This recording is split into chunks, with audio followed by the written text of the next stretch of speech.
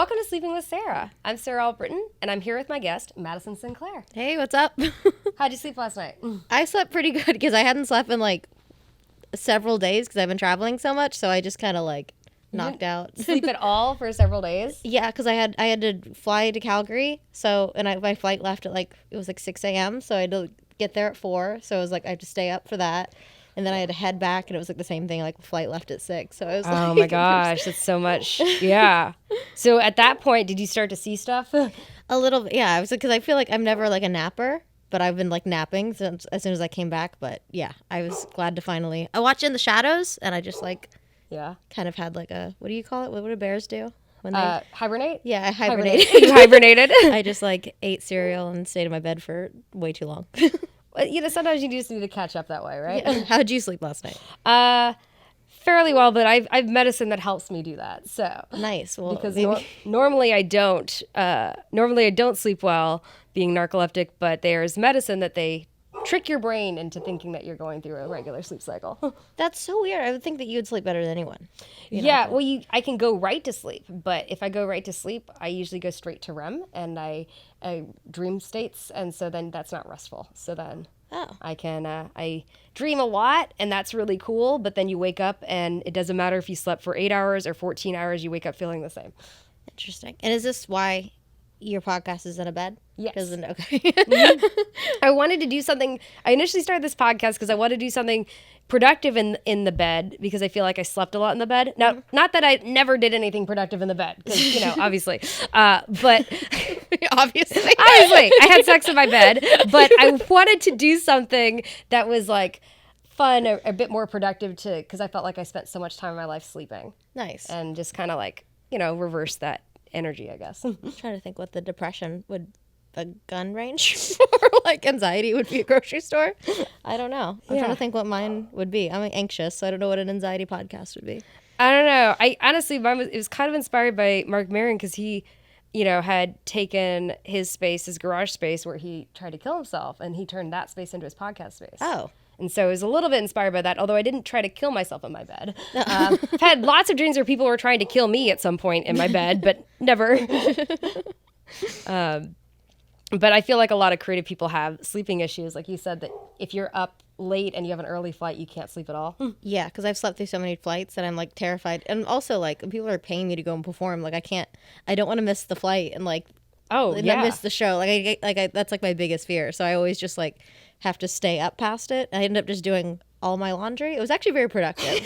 Like I did like 2 months of laundry. I was like, I'd get things done before a flight. But, oh, well, that's good. Yeah. At least it's productive. And I'm doing a lot of traveling this year. So I'm excited for that. But I feel like there's like the next month is going to be kind of crazy because I'm doing Nashville, Atlanta, Vegas, London, Norway, Amsterdam. Oh, hell yeah. So it's like a bunch, yeah. So London was really fun. Where you, I just did a couple bar shows before I did Edinburgh, but London, their audiences are really fun. It was great. I'm excited to see if I translate. I used to live there, but I've never performed there. Oh, you used to live in London? Yeah. What part? Right where the Tottenham Court Station, it's like very touristy. Yeah, by the British Museum. Oh, crazy. Yeah.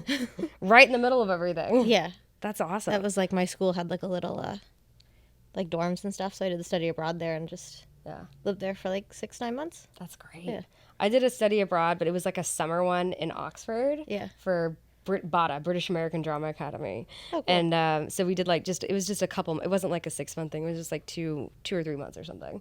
But I fell in love with England then. I like the accent. I feel like I've dated a lot of people solely because the accent. Oh, absolutely. Yeah. I think the accent makes you just 10 times, like 10% hotter or something, like 20% hotter. I even saw someone on a dating app last night that they put the English flag next to them. So people would know that. Oh, imagine this guy reading his profile with an accent.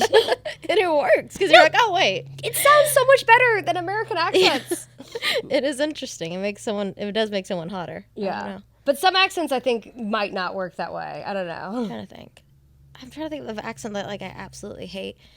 I didn't realize people hate our accent when we go over there. Yeah. They're really brazen about it. I was in this one bar, Australians, I feel like they don't even have that hot of an accent, but they're so fucking mean about the American accent.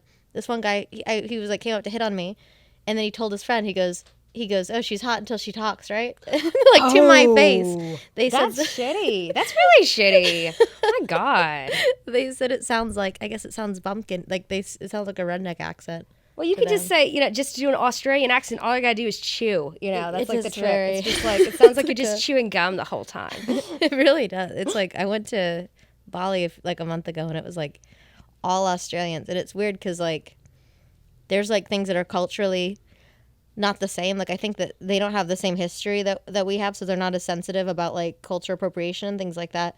But like they all had cornrows, and I was just like a bunch of white girls with cornrows. Oh wow! Like, and then they were putting them on their kids. It was crazy, and I told someone, I was like, that's like racist in America to like to have cornrows as a white person. It's not like racist, but it's like appropriation, like it's like frowned upon. And they were like, no, like is that a thing? And I'm like, yeah, it's like offensive for you to have cornrows. I think like because culturally they grew up in the island country, it's considered maybe that's part of their culture. I don't know. Australia? I don't know. Not Australia. You said Bali though. Oh no, there are Australians that were visiting Bali. Gotcha, that's different. Yeah, I thought you meant like locals. And I was like maybe they could. I don't know, but like. My dad's from Panama, so I don't look Hispanic, but like, it's not like I'm appropriating anything, but I can kind of get how certain islanders can look different, Yeah. No, that's just people that were visiting from Australia, because Bali's like taken over by Australians. That's where they go, right? It's like their Cancun, which makes sense. It's like everything's so cheap. It's one of the most beautiful places in the world, and it's only like a 4-hour flight from them. Yeah. I have a friend that's going today. I should have messaged her. Good flight and stuff. Oh well. But I've never been to Bali, but the closest I've been over there, I've been to Cambodia, Vietnam, and China. Nice. Yes. I always wanted to do Vietnam. It's beautiful. Yeah. It's beautiful. Like their beaches are like empty during the day because if you're tan there, it's like a sign of like lower class because it means you have to like be working outside. So like everyone goes to the beach, but at night. So it's great because during the day they're empty if you want to just be at the beach. Oh, wow. Yeah. It's like, what do you call it? Anywhere I've ever been in Asia, you have to be careful because there's like bleaching stuff in a lot of the skincare. Oh. So you have to like read to make sure that, because it's in like a lot of it just because being fair is like the beauty standard. I needed like to touch up my fake tan when I was there, and explaining to people in Indonesia that I wanted to be darker was like, they were so confused. Be like, are you sure? Why? We don't get it. It does not make sense. I'm amazed that you were able to do that. But of course I went there before I was like because I was like doing it on the cheap, and I didn't have like a phone plan or anything. It was just like I was checking it, Wi-Fi whenever I got to like the hotels or whatever. Oh, okay. So I didn't have like a translate back then. It's crazy how much easier it is to go, because I remember when I went to Spain, and like back when like if you didn't have like a date, you'd have an unlocked phone, you'd have all this stuff. Now like it's so much easier. Oh my God. And like being at a place where people didn't speak English was like actually really hard to get around, because you wouldn't have Wi-Fi, you wouldn't have anything. Yeah, it was hard that time. I've gone through the hard parts. Now I can enjoy. And Duolingo, I've been learning Spanish, so when I went to Spain, it wasn't as hard. I do Duolingo too, but I've done it for like a year, and I feel like I sound like a condescending white woman ordering Chipotle when I speak Spanish. It's very like even though I've been learning. This also sounds like a condescending white lady thing to say. I've been learning Spanish to talk to my housekeeper. Oh, because like she's really sweet, and she's been cleaning my house for 6 years, and I feel like she's like family now, and I just hate that we have to talk through translating apps all the time. So I would like to speak to her, like. I'm sure she appreciates that you're trying to learn. I'm trying, and she sends you these memes sometimes that I like have to research for 30 minutes to understand what it means. Yeah. Like one was called it was like Papa something, and I guess it means like. It's like a way of saying like "Hey, Daddy" in Spanish, but like Papa is like a kind of soap, and then the other thing was a Papa's a potato. Papa's a potato, yeah. And the other thing was a kind of soap, and so they put those two things together, and I guess it means like "Hey, Daddy" together. Papa, because like soap would be jabon. Papa Jabon? No, it's a brand of soap. Oh, brand of dish soap.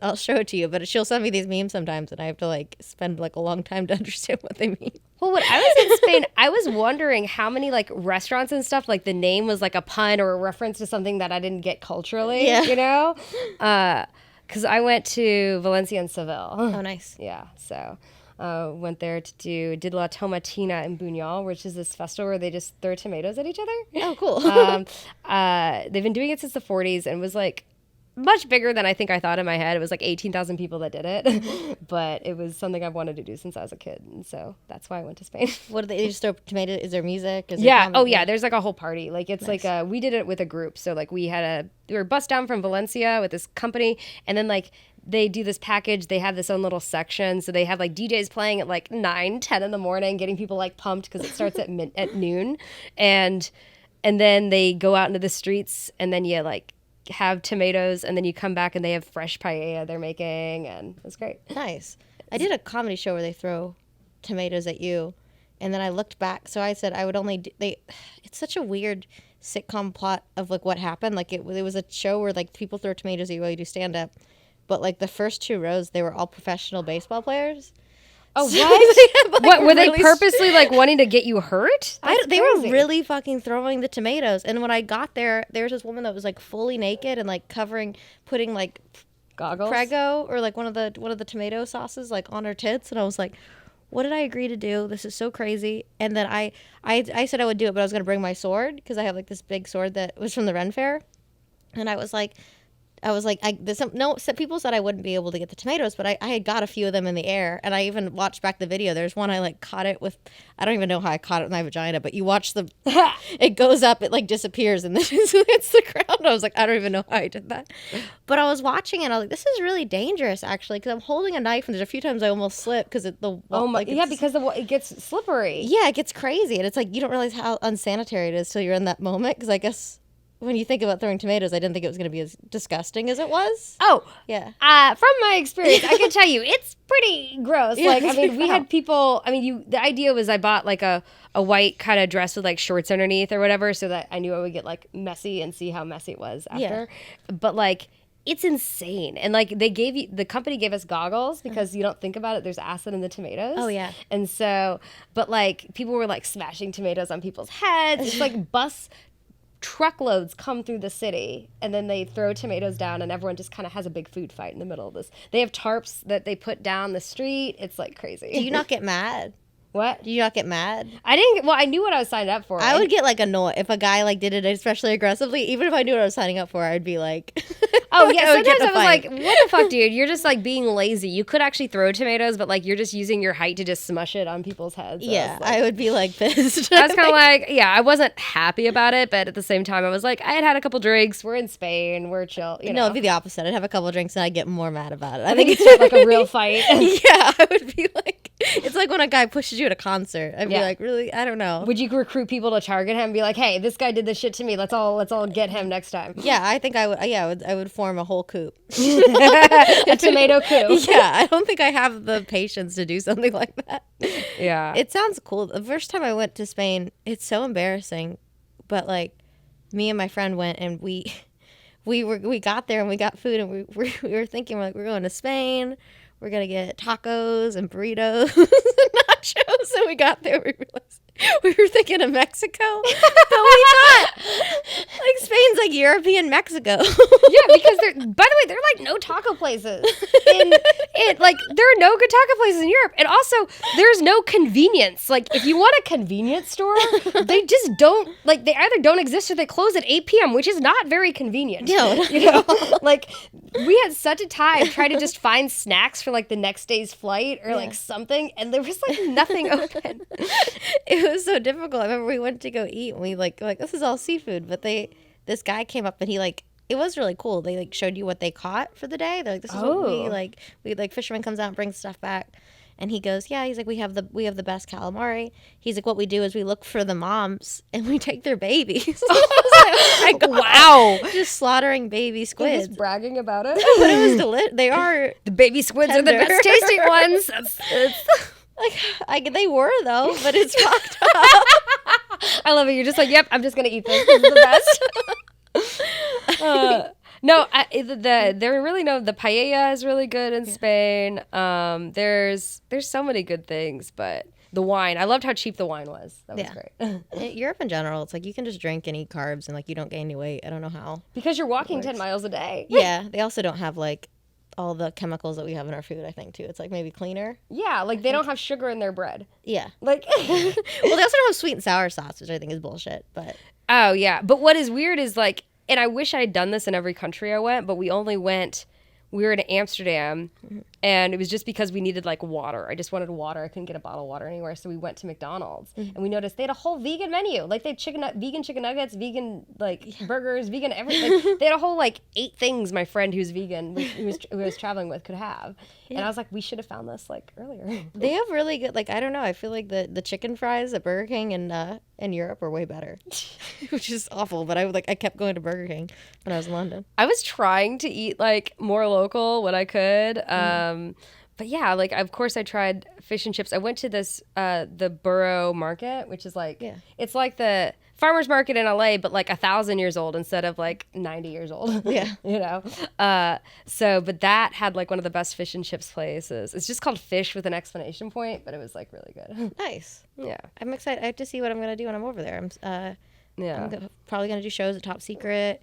Yes. Just trying to book things, and then I'm going to see the Northern Lights, which I'm excited about. Oh, that'll be fun. Yeah.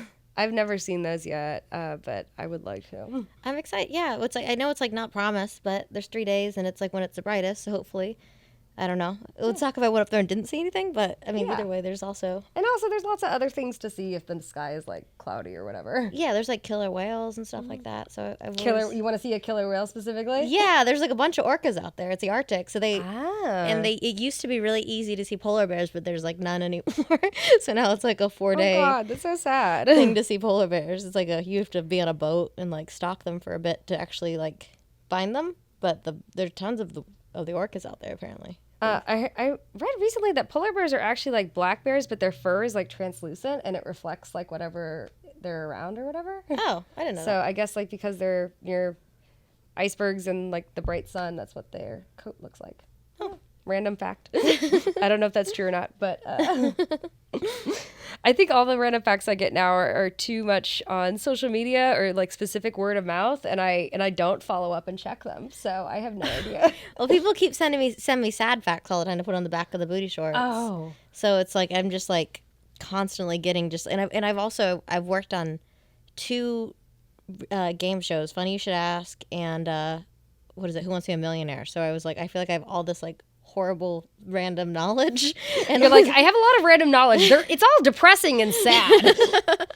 Well, there was one and it's interesting too, because sometimes you get a fact and it's like short and concise, but then the more you research it, you realize it's more nuanced. Like, I just made a pair of booty shorts that's about how Christopher Columbus had sex with manatees, and because I guess when he came to Florida, he like bragged about like seeing mermaids, and he was saying that they had like kind of a manly face and that they were kind of plump and stuff like that. Like, he's kind of like negging the manatees, but he's also there's like, I guess there's proof that him and his crew had sex with llamas, and that's where like syphilis came after that. That's like what? Yeah.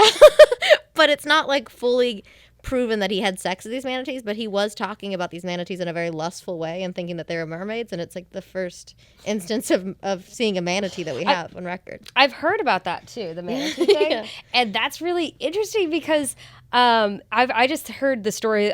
Sailors were just really drunk, and then they made the manatees mermaids in their minds because they were drunk and lonely.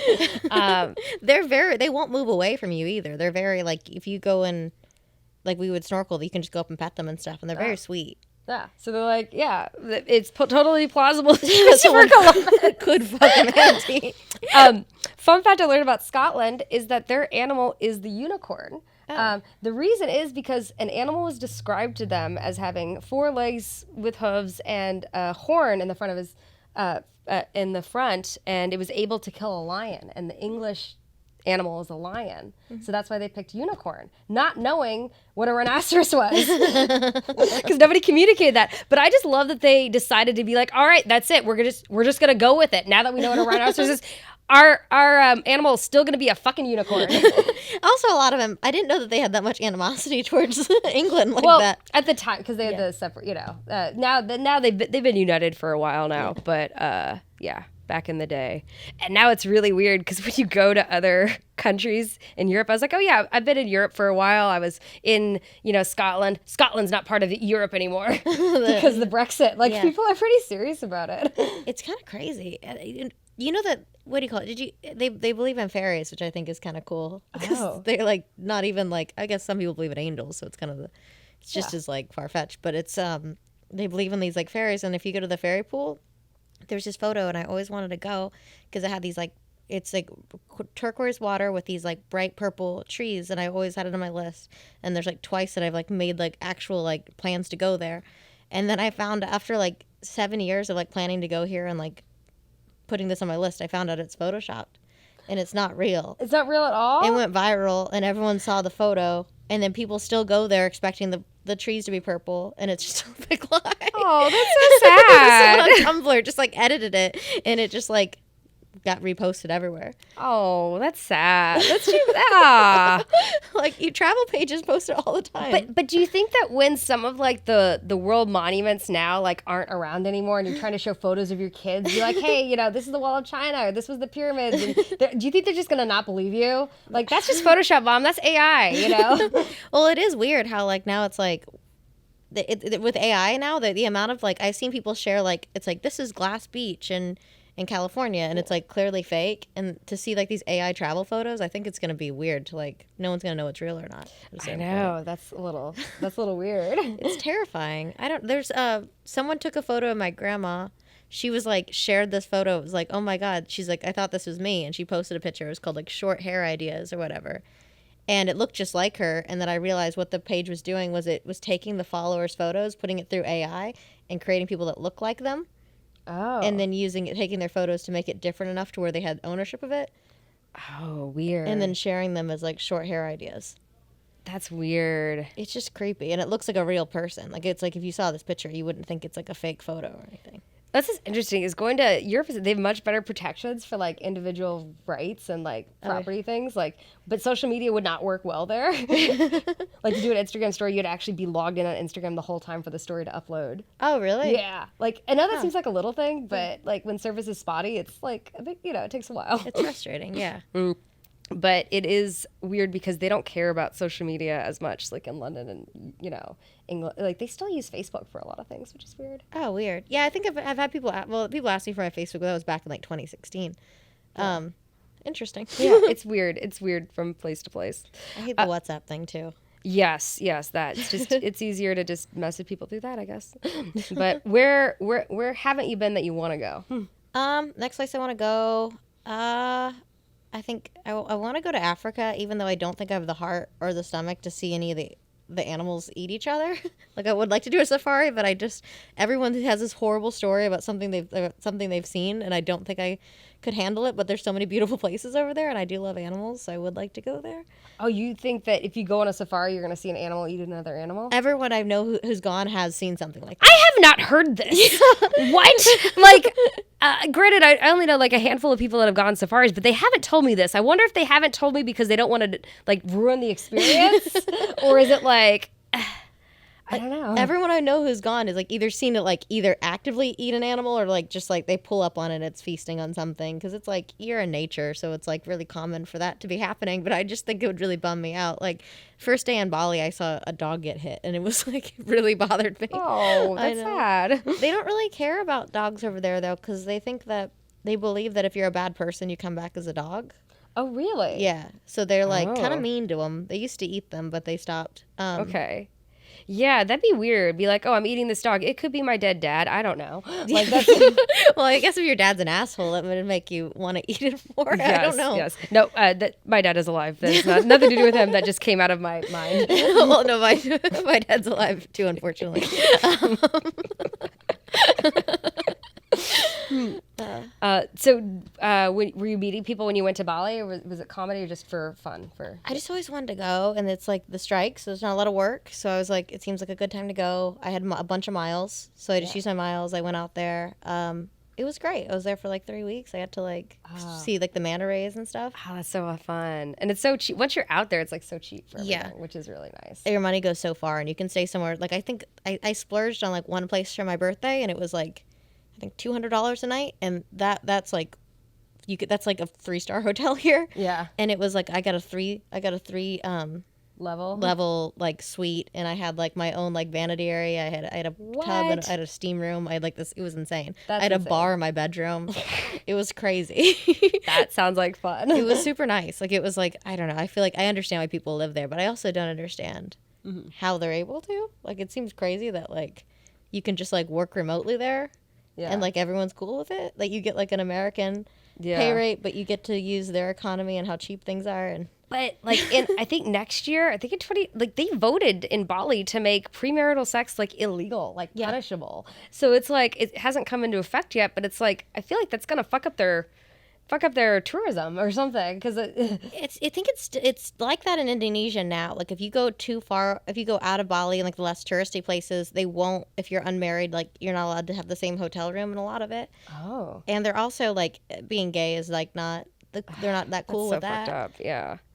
Like, I remember there was this one girl. She was like a digital nomad, and she was talking about like travel tips for Bali, and she was a travel influencer, and she was saying all these great things about Bali, about how. She was afraid to live there. It's like she's a black queer woman, but she said everyone was super accepting, and that Bali was surprisingly a really queer friendly place, is what she said in the video. Bali officials saw it, and then like within a couple of days they like deported her like with force. Like, they showed it to her place with like it was like a SWAT team. Really? Yeah. So she posted a video. Just because she said that that they like gay people, and they were like, this is really troubling. They like showed up. That's fucked up. So I think it gets glamorized. People are like, oh, look how beautiful this place is, and it's like, yeah, it's beautiful to visit, but I don't think that I would be scared of what I'd be putting out there. And I guess I was hearing stand-up comedy is becoming like big over there, which is interesting. But then I feel like there's going to be a lot of arrests for stand-up comedy because they're going to be talking about things that they don't want them to talk about. There's a lot of censorship. Like, this one guy, I guess they had like a stand-up competition show, and this guy talked about how he how weed needs to be legalized. And I guess he like got in a lot of trouble from the government for like talking about weed, and they like, because they're very like anti-drug. Like, you can get like I think you can get. I know that they do executions. They have executions on TV, which is kind of crazy. That's so fucked up. Do you think that they care about the ratings, though? They're like, well, this week our ratings were down, so are the people too happy or are they too scared? Like, what is it?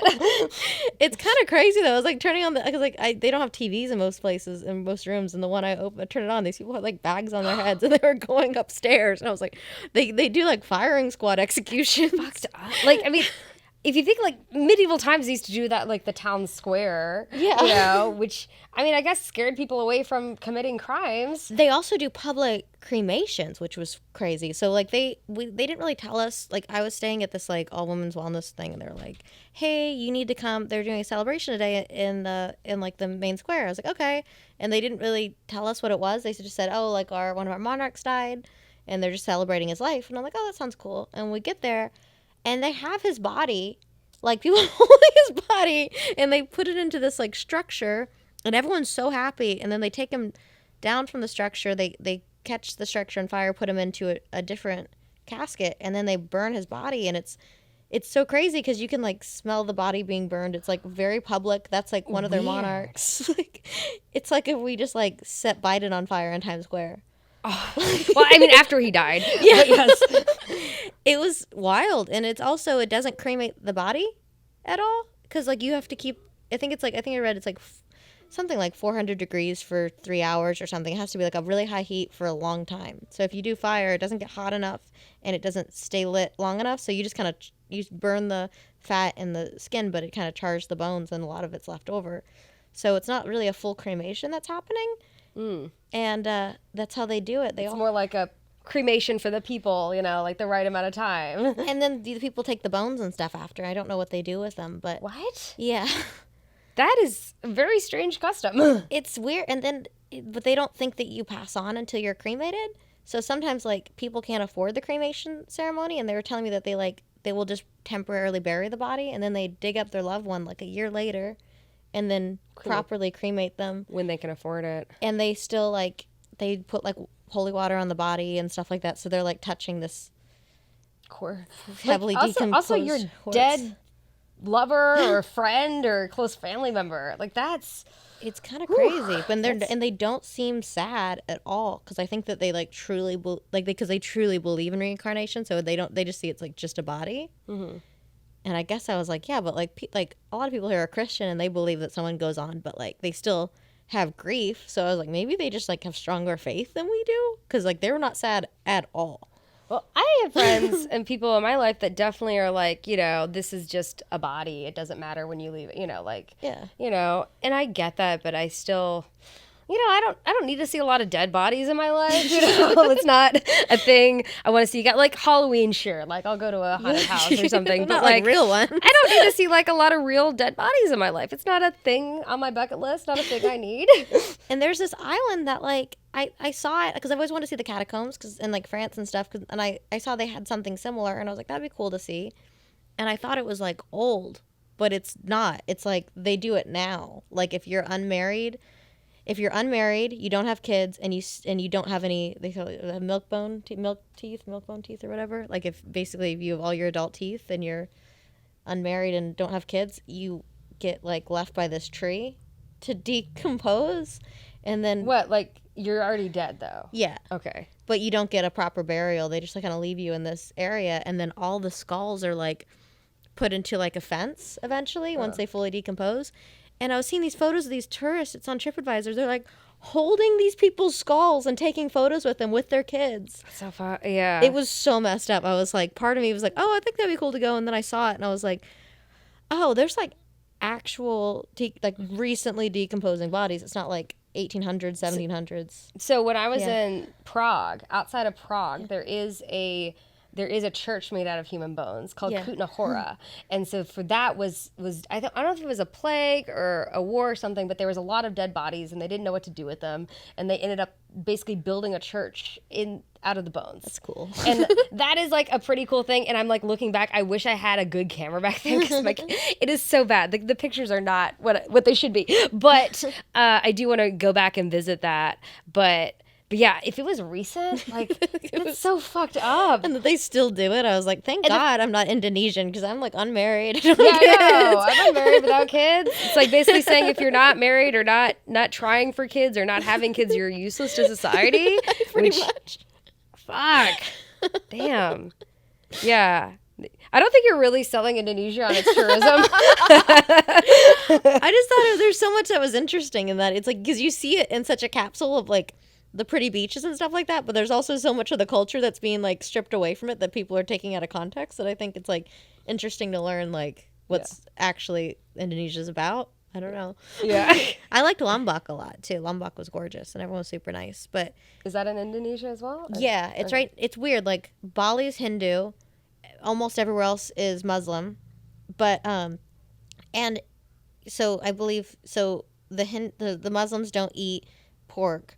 And Hindu people don't eat cow, but they both like it almost feels kind of petty. They like eat each other's animals in like the most brutal way. Like they have like the pig roast with the stake through it while it's still alive.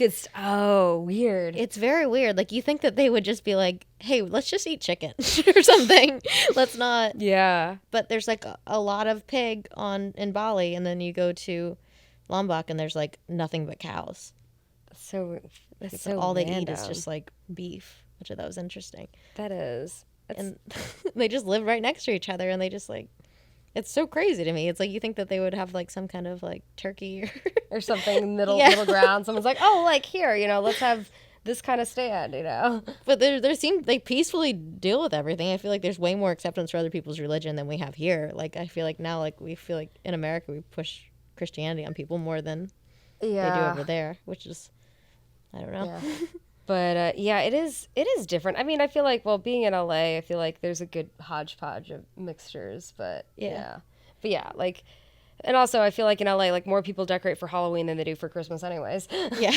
But people are like dumb in America being like, oh, Merry Christmas or whatever instead of Happy Holidays. Like, I feel like it's like very like crazy. I mean, for me, my first exposure to like some of that was like the Nickelodeon cartoons. Like the Rugrats had like a Hanukkah like episode and a Passover episode. Like that's how I learned about some of that stuff when I was a kid.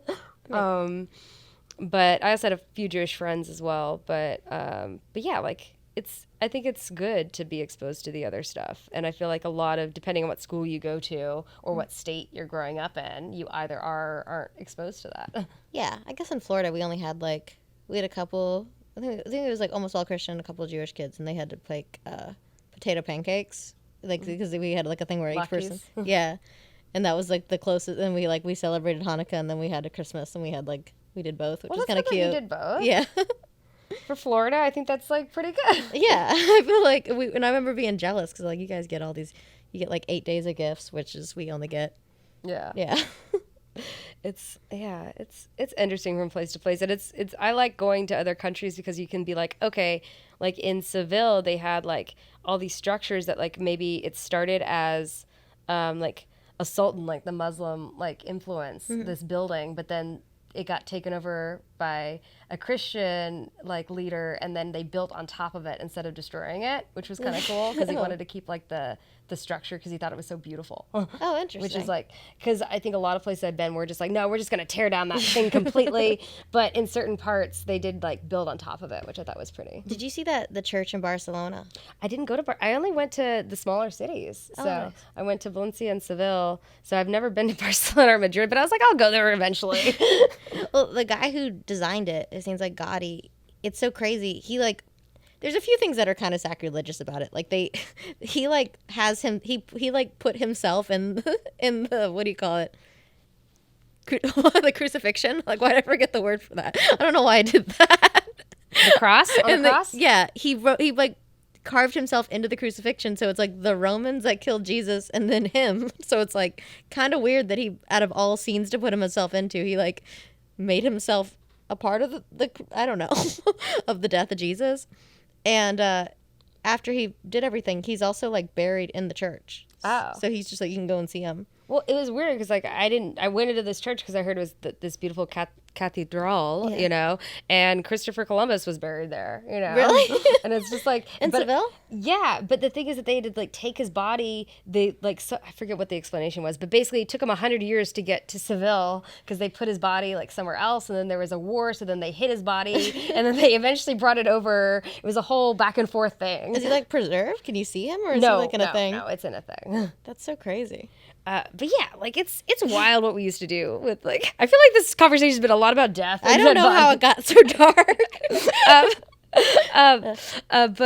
But you've been doing a lot of like comedy around town. You did one of the first like OnlyFans specials, right? Yeah. Yeah. When they were starting to do more, now they've done like a few of them, and I saw them recently at, where was it? The one in Pasadena. Yeah. Ice House.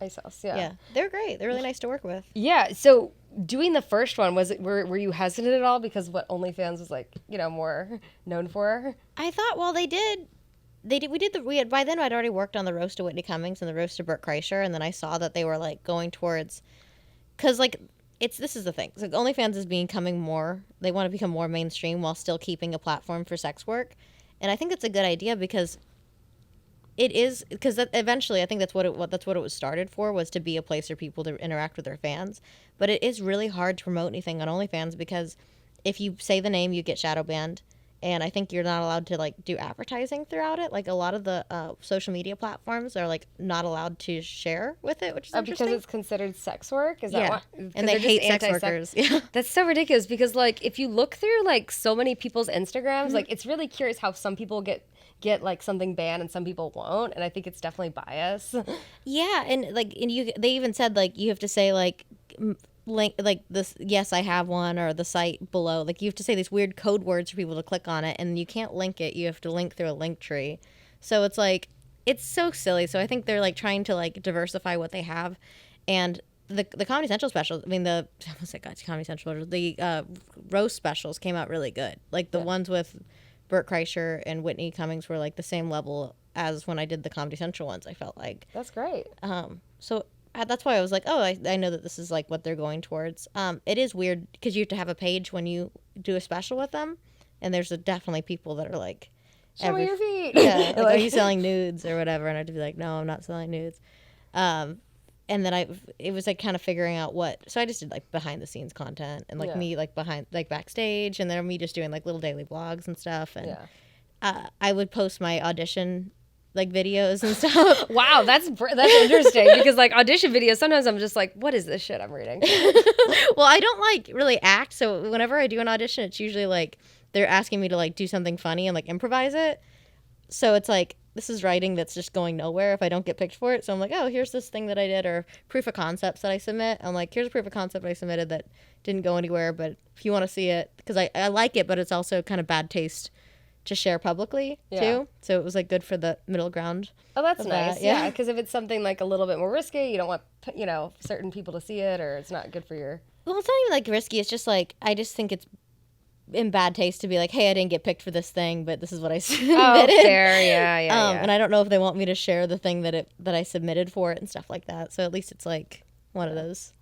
And were you writing first or stand up first? Which was? I think I did. Well, I did stand up first, and then but I like heavily wanted to go towards writing because I thought it would legitimize myself more.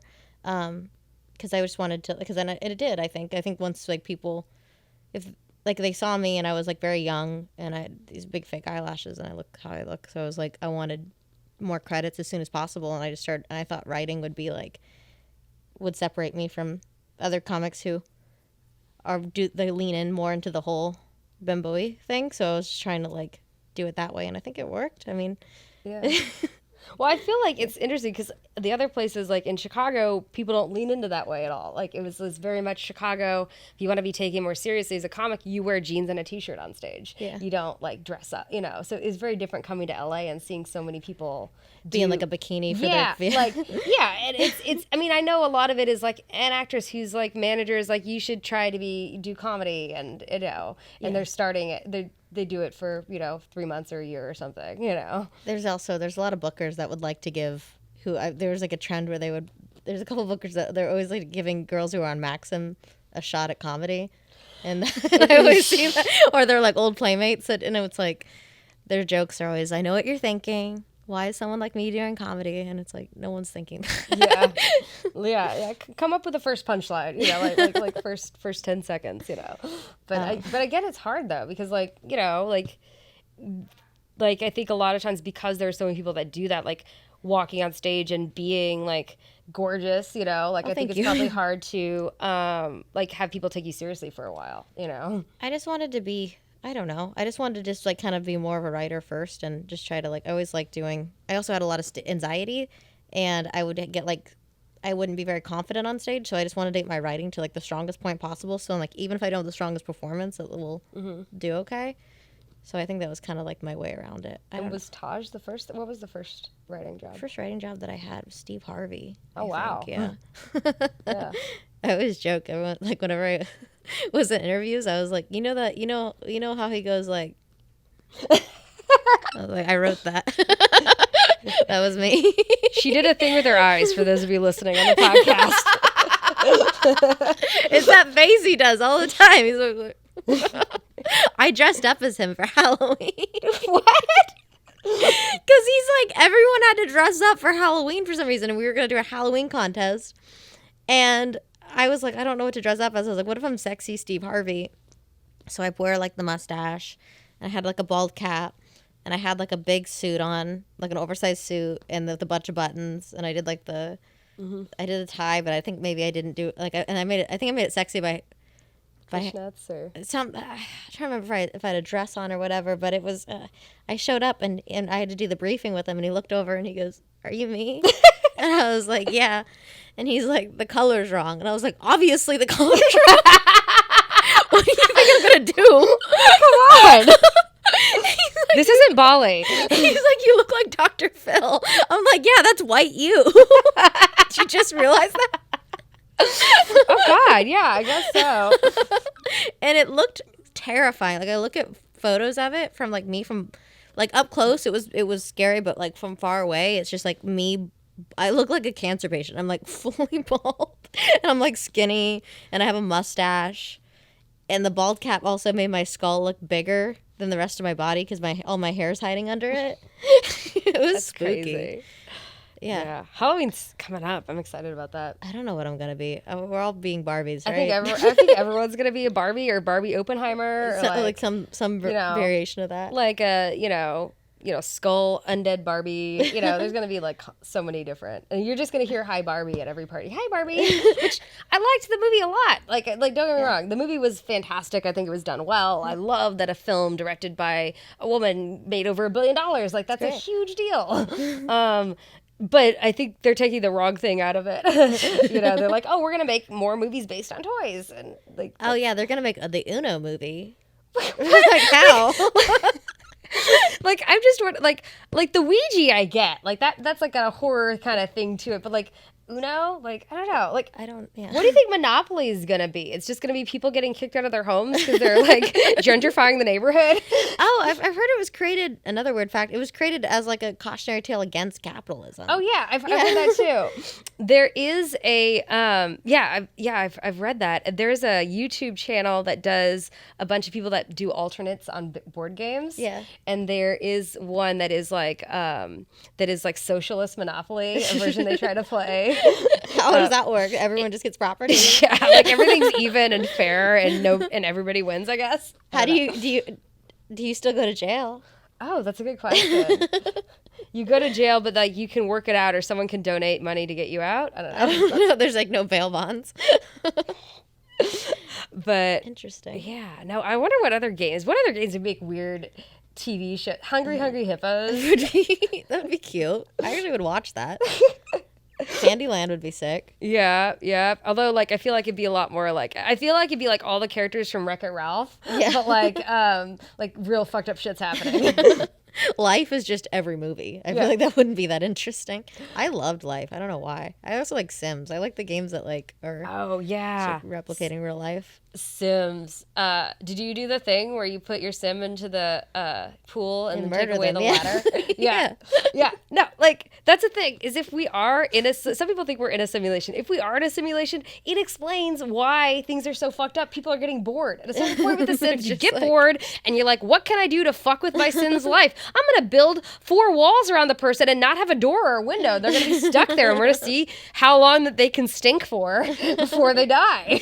I loved that game. And remember when the burglar would come and that noise would come on? Yeah. And it would be, I remember getting so anxious that I'd be a kid and I would just run around my room because I was filled with so much anxiety and I didn't know what to do. And then they would rob you and then you tried to change it and you couldn't change anything.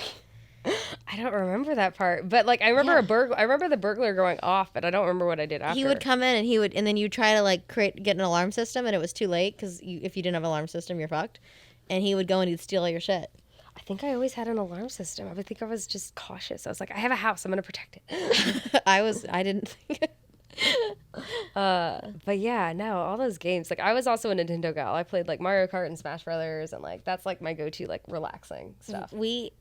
This is the thing though, Mario Kart isn't relaxing at all. Because I remember we have it, and I tried to get our mom, like me and my stepdad and my mom were trying to play together. My mom's like, you can't play that. I hate that game. It stresses me out. And I was like, why does it stress you out? It's a fun game. And then I played it, and I was like, you're right. This is very stressful. Like it is very. I feel like we get so into it because you want to win the race. Yeah, and you get random, and the question marks are random, so that's a little harder too. It's very like we get very intense about it because we're trying to win the trophies and get the new mods, so we get like very into the game. And then, have you ever played Mario Kart? Yes. Yeah, so much fun. Yeah, it's like where you had to drink a beer, but you can't drink while you're driving. Yeah, because that's illegal. You can't drink and drive. Yeah. And then everyone has different strategies. Some people chug it in the beginning and then try to catch up. Yeah. That's usually what I go for. That's the way to do it. Because I'll be like, because then you can get more bonuses. Because if you're in the back, they like help you out. Yeah, they'll give you cooler things. In the beginning, you get a coin or whatever. Yeah. I think that's probably the way to do it. I don't know though. Like it's been a while since I played. That sounds like fun. It is fun. You know what? I was gonna say now maybe. Never mind. I was going to say we could do it now, but no. I don't have a Switch. I don't have my Switch on me. I could do special, like, Sleeping with Sarah, like, video game edition where we do this while we're playing a game. This does feel like a Twitch thing, for sure. That would be a Twitch thing. Oh, yeah, that could be fun Twitch. Yeah. But yeah, so you're traveling, you're doing more shows. Yes. I'm going to Vegas this week. You excited about the writer's strike ending then? Yes, I'm excited. Hopefully, what do you call it? At midnight, we'll start soon. Oh, so that didn't get. I was wondering if that was gonna get stopped or not. I think it's still gonna happen. It seems like it would be the perfect thing too because it's comics, so it's like, it's not SAG, and it's also easy to get in quickly, to get made quickly because they want content quick. Yeah, because it's gonna be a minute, you know. It's such a joke bag show too. It's just like it's so fun to write for. Like I feel like when I was in college, I used to submit for Points Me, which was like their challenge where it's like you could self-submit like jokes and stuff like that. And I was the first runner up both times as like they tried to find like their funniest audience member. And then one time I was only like 18 or 19, so it was like a big deal. And they had one time where they brought film crew over, and I had to do stand-up in weird areas, and they had me do stand-up in La Brea Tar Pits. At the La Brea Tar Pits? You did stand-up? And it was, like, to families that didn't speak English. And they were just, like... I was, like doing stand-up to this, like, Chinese family, and they were just, like... Was that your first time doing stand-up on TV? Yeah. And they didn't... Hey, you can only go up from there, Madison. That's great. They didn't even air any of the stuff we did. We did all these. Me and like 2 other people did all this stuff, but they ended up not. Did they give it to you? Because that'd be funny content for your OnlyFans. Like, want to see me when I first started comedy? That would be great. They never sent it to me, and they said it was really funny, but I guess it's just like they ended up not cutting it into the thing. But they did have this guy Demi. He's like he's a writer and stuff now. You know Demi at all? Last name? Oh God, what is Demi's last name? I forget. Oh, sorry. But he's really funny, and he came over and interviewed me in my apartment. So random. So you want to write for Midnight, or are you just excited because comics can get on? I submitted for it, so we'll see. But yeah, it would be cool to like. It's nice to do packets again and like have that to be an option again. Yeah, no, I mean like they announced it. They announced it yesterday that they're suspending the strike, so that's exciting. But I don't think people can take work yet. But like, feels like the end of a very long 146 day, like a very long. Yeah, I'm excited to see what the terms are too. Yeah, well they made it sound like it was gonna be. They're like, this is like excellent. Like they used language that like sets expectations kind of high. So yeah, so we'll see. We'll see, and hopefully SAG will follow. But they're, they're gonna run out of stuff by January, so it's still gonna be a while for them to catch up. Just as someone who watches TV, I'm like running out of stuff. That's why I started Into the Shadows. I keep like trying to start new shows that I'm like way behind on now. I don't know Into the Shadows. It's like what do you call it? It's like they're vampires, but it's like supposed to be like funny, and it's an FX. Oh, you mean like the Taika Waititi? What We Do in the Shadows. What We Do in the Shadows. Yes. Yeah, that's fucking great. Yeah, I wrote a spec for that. That was really fun. Oh, really? It's that's a really fun show. I fucking love that show. It's great so far. I was like, now I'm like just like catching up to all the shows I never got to see now, and that and Abbott. Yeah, I'm watching that. Yeah. Abbott's great. Abbott's great. Abbott's sad though. I was like, wasn't expecting for how sad it would be. Well, I mean, our education system's kind of sad too. So it's like messed up. Yeah, I was like, What would be a show you'd love to be on? Or you said you don't do acting that much, but if you were going to be a guest on a show, I mean, I would still love to do it. I'm trying to think. All the shows I loved ended. I was like, I would love Succession. That would be a fun. I don't know. I like to do. This is actually not that like that high of an aspiration. I feel like, but I think You Should Leave would be a really fun one. Yeah, because I feel like a lot of our friends have done it. Martin they're like, Morrow's done it. There's a bunch of people that have done it. Yeah, it doesn't pay well. It really pays really bad. Yeah, I heard it paid really. Maybe with the new SAG deals, it'll pay better. It pays like $200. Yeah, I heard it was. Yeah, I heard that it was not good pay. Yeah, but it's not Tim's fault. I think it's Netflix, but I think that show is so brilliant. So it'd be cool to be on it. Yeah. No, that's such a funny show. Yeah. In general, I feel like he's so tired of people coming up to him and telling him stuff. Because I remember when I was at Tosh, we were at the Emmy, the Comedy Central Emmy party, and I came up and I was like, I think one of 30, 50 people came up to them. And I'd be like, I love your show. We quote it all the time. And he's just like, yeah. Yeah, I think with that, it's like if you get known for like one thing, like people will just always come up to you about the one thing, you know? It's cool that I don't know, it must be cool and like kind of like because a lot of those sketches got rejected from SNL, so it must be cool to see like how successful these sketch ideas are and see how much it resonates with people and how much people love it. Because even though it is super weird, and now we're seeing like this weird thing too, where like I see on TikTok where people are like copying his style completely, and it's like so it's like inspiring people to try to like be copycats, which is interesting. But I think it's cool because sometimes the sketch format gets played out, so it's interesting to see how he's kind of played with it. And there isn't that many sketch shows anymore. Like 10 years ago, you had like Amy Schumer, you had Key and Peele, you had like a bunch of different sketch shows on TV. Human Giant, you had like, a lot, and like I feel like there's SNL and like that's it, and this and that's I think You Should Leave, and that's it.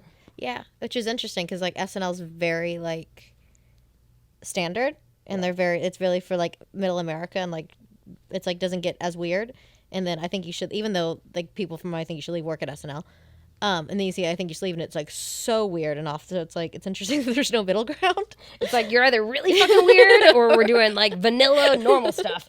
But it's so interesting because like they have like Sarah Squirm on SNL and she's like so different than when she like performs live. Yeah. You know, because she is very strange and very alt in like a good way, not like, you know, but like that's her thing. And so to see her playing more normal characters is really interesting. Yeah, because you kind of have to dial it back for that. But it also is, I think it's cool to show that she has range. Yeah. Oh, absolutely. I think that's really cool. But yeah, and that's the one thing that didn't happen. There was no SNL submissions, no SNL auditions this year, which being in comedy for the last, you know, X amount of years, it's been like every year you hear someone that you know got an audition or someone you know gets it. And this year was the one year that they didn't have it. Yeah, I got the submission. I was like, why would I? I didn't think that I knew the writing strike was going to happen for a while, so I didn't submit this year. Yeah, like, I'm surprised at the people that were surprised about the writer's strike, because I heard that it was probably going to happen back in January. Yeah. It sucks. I was like, a friend of mine took a job at the Tonight Show, and there was rumors of it happening then, and we're like, we'll see what happens, but it sucks. He got this job, dream job. Moved to New York. Yeah. Oof, 4 weeks, and then it happened. But they at least, I appreciate that because they at least started the podcast to try to give money for their writers and people that were staffed. So, like, that was nice. Cool. Yeah. But hopefully we're on the tail end of that, and things will start, you know, strike summer is over, and hopefully we'll come back to normal life. We're going to have the Emmys in January, which is so weird. Oh, weird. Yeah. That's going to be really weird. So we'll see. Yeah, because I'm glad that at least they postponed it, because I have a lot of friends who are, like, nominated this year and stuff, and they, like, it's, like, a big deal for them, and it would be weird if they just got, like, a mail-in award if they won or something. Like it's LA. They're not going to do that shit. They'll do that for the Globes, not for the Emmys. Not for the Emmys, not for the EGOTs. Yeah. You know, the EGOTs always had to be aired on. That's also why they gave the exception for the Tonys, because the Tonys does so much for Broadway. So they allowed the Tonys to air just to help with Broadway tickets and stuff. Nice. That's so, good. Yeah, the EGOT awards have to just happen every year somehow. They figure it out. It's just going to be weird, though, to see they're going to be celebrating movies. Shows that happened, like, almost 2 years ago. Yeah. I like your pig slippers, by the way. Thank you. Yeah, I wanted to, since we're in bed, I thought I would go with a theme. I like that. Yeah, they're fun. Why pigs? Just thought it was cute. Because that's what they had on Shein. I don't know, I'm not supposed to shop there, but everything's like $1. So occasionally. Sometimes it's hard to do the thing. It's like, I shouldn't shop at Amazon, but they're also very convenient for a lot of things. Also, a lot of people who are like, you can't go to Shein. That's like, it's fast fashion. It's like, it's the cruel work conditions and stuff. They're the same people who do Amazon. It's the exact same facilities. It's just at a higher cost because it's more convenient because you're getting these things quicker. Almost all those places are from the same. Like they're coming from China. I know it's convenient but awful. It's hard to stop. But it's like I can't feel bad about everything that you know, because all of our phones that we have to have for our devices are all Cobalt mine. Yeah, it's all like everything. It's like The Good Place. It's like explaining, you know, nobody can be perfect, you know. Yeah, everything is kind of. I mean, I try to do like my best with with like the bummer shop. I have like I get everything at a warehouse here, which is nice, and then I'm doing all the work myself. You're doing all the lettering. Yeah. So when people order, if you order from the bum shop. All right, Madison has hand done the letters on the back of the butt. She's technically touched your butt by the time you put it on. Exactly. I used to cut them each one, and then now I've gotten so many orders that I have like a lot of the phrases are pre-made, so I just have to heat press. Because one of my cousins has like a Cricut thing. I was cricketing every single pair, which was like a lot, especially when you get like 100 orders in a day. I'd be like having to like print each one and then weed it. Yeah. And it was just like, I still Cricut the custom, so that's why they're like more money, because it's time. Yeah. And I also I have like cool vinyl. I have glow in the dark ones too now. So if you want your ass to glow in the dark. All right. That sounds fun. I love the sad facts on there. What made you do the sad? It was because people were looking at your butt, right? And I think it was. I just thought it'd be funny that like if someone looked at my butt and then they got. I think the first one was everyone you love will one day die, because I like the idea of someone checking out my ass and then being like seeing that and being like, oh, being bummed out by it, and then people started ordering them. So I like very rushly made the shop and like tried to figure it out, and then I was like panicking because I was like, what if I can't figure this out in time to get these orders out? It was kind of and then it just kind of grew from there. That was like 3 years ago, and now I've like figured it out as I've gone along, and like I've expedited some things. I have manufacturers and stuff, so like everything's gotten easier. But yeah, I just started with that idea, and then every once in a while people send me ideas of like there's one about like eight people hold more than 50% of the world's wealth. Oof. Like things like that. Damn. Yeah. Have you ever thought about taking the bummer shop on Shark Tank? I submitted to Shark Tank. You have? I submitted like last month actually, because our sales are so high that it actually would qualify. Like I think it's interesting. Like it's not like it's just like a. And you're also more of a public figure a little bit. So I feel like maybe it can. You could probably maybe like see if like Whitney or somebody could come on the show with you. Whitney comes with her baby. Me and this baby, we love the bum shop. Oh my God. Well, I guess she's having a boy. I was gonna say I could do booty shorts for her kid, but I guess men buy them too. So I guess. Which shark would you want to pair up with? Oh God, what's her name? The girl. Lori. Is it Lori? Yeah, with the blonde hair. I love. Or Barbara Corcoran. Is long blonde hair is Lori. And then shorter blonde hair. The real estate one is Barbara Corcoran. I think it's Barbara is my favorite because I was watching this podcast with her and she was talking about how she was like talking about Mark Cuban and how he's like a good guy. He's like, he doesn't cheat. She doesn't cheat. He's like so good. And she's like, well, you don't cheat on your spouse, do you? And she's like, no. And she's like, well, you don't get the same accolades. And she's like, yeah. She's like, I don't cheat because I can't. She was saying. By the way, I'm a Shark Tank nerd. I've seen like almost every episode. She totally flirts with some of the people, very much so. I just like that she said, she's like, because like an older, powerful woman, they don't get young guys the same way as an older, powerful man. And she was saying that's the only reason she doesn't cheat. Is because... Hey, that's fucking honesty, and I respect it.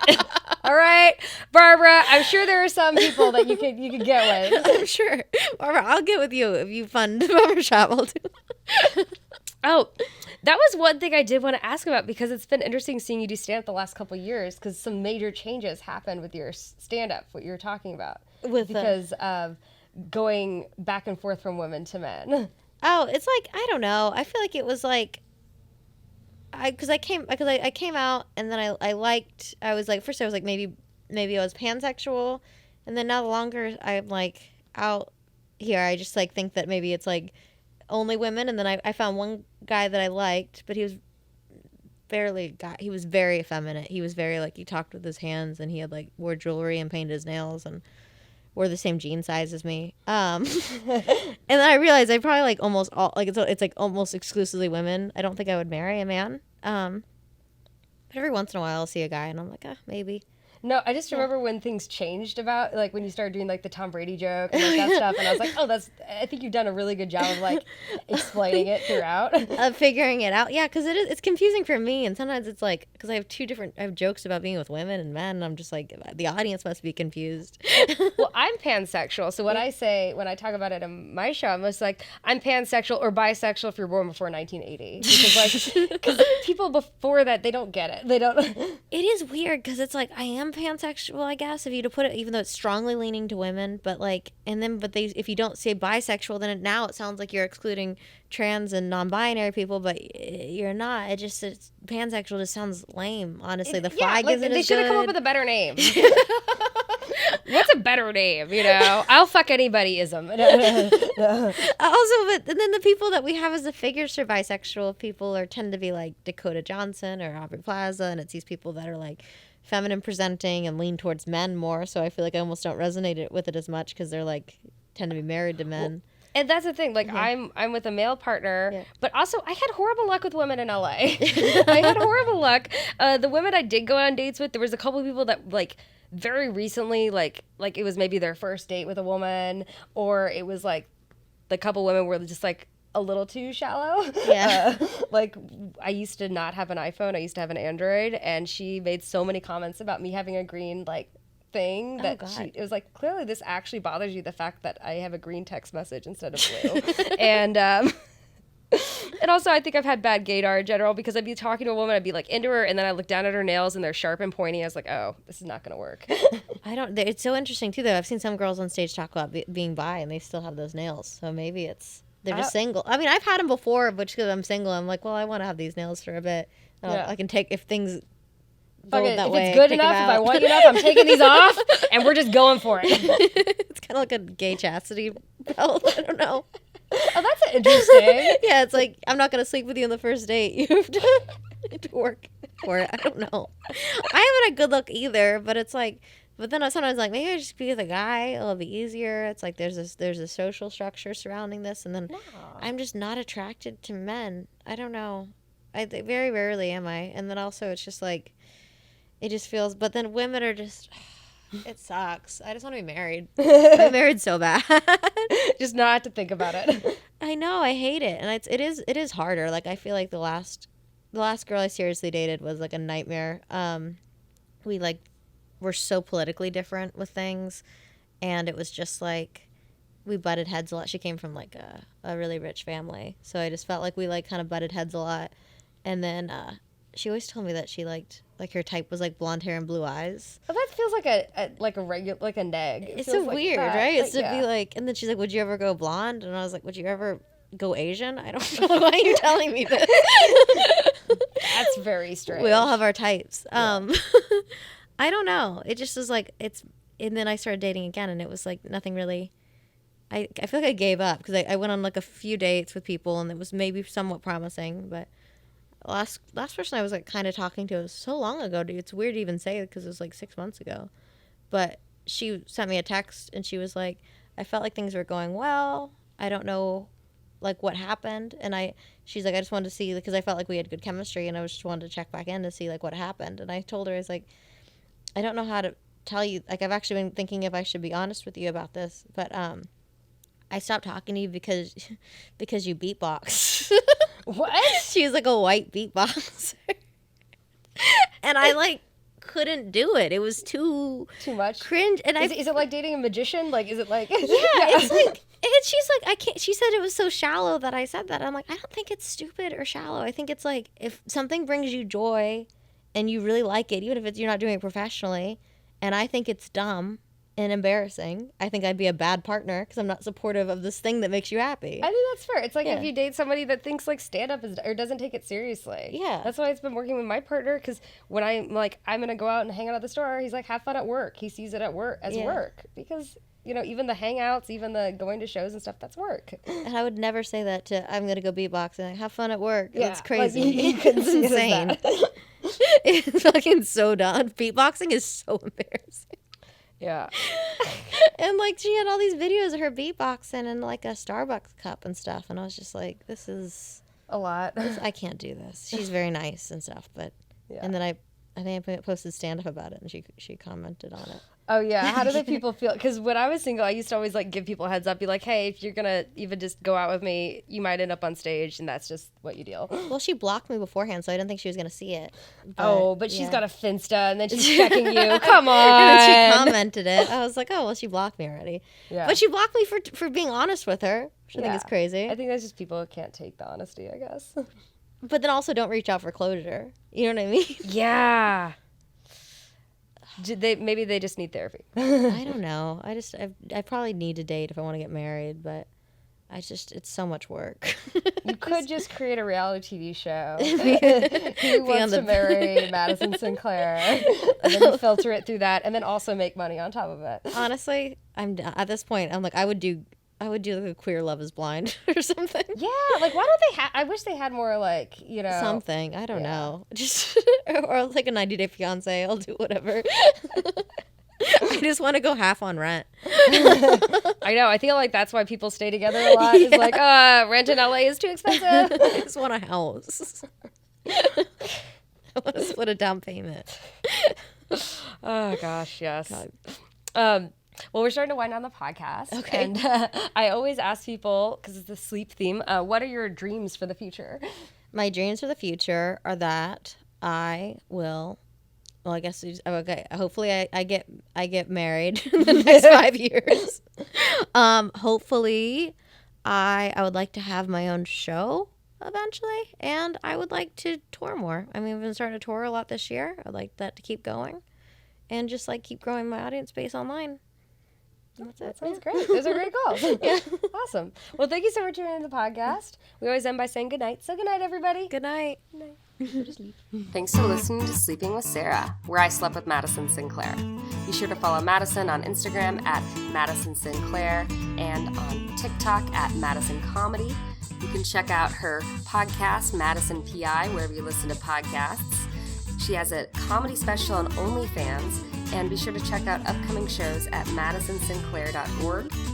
And if you want some booty shorts with sad facts on them, check out her company, The Bummer Shop, on Instagram.